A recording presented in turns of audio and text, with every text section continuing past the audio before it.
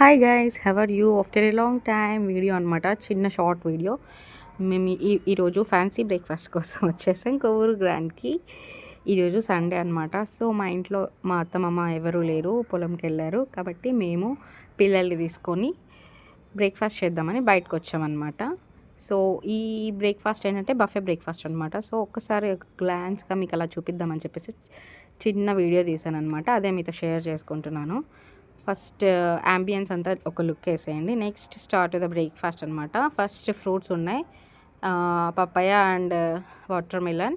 Next sprouts ఉన్నాయన్నమాట. Just అట్లా fancy breakfast కదా అని కొంచెం వేసుకున్నాను, అది అస్సలు తినలేదు. నెక్స్ట్ వచ్చేసి మనకి ఇడ్లీ, స్టీమర్లో ఉంది ఇడ్లీ అనమాట. నేను 2 ఇడ్లీ అండ్ కొంచెం పొంగల్, ఇటు పక్క నా రైట్ సైడ్ ఉండేదన్నమాట పొంగల్. సో పొంగల్ కొంచెం. నెక్స్ట్ పూరి. మేము వెళ్ళేసరికి ఆల్మోస్ట్ 9:30 అయిపోయింది. మళ్ళీ వేస్తున్నారనమాట బ్రేక్ఫాస్ట్ అక్కడ. సో ఇక్కడ చిట్టి చిట్టి గారెలు ఉన్నాయన్నమాట, చిట్టి చిట్టి గారెలు.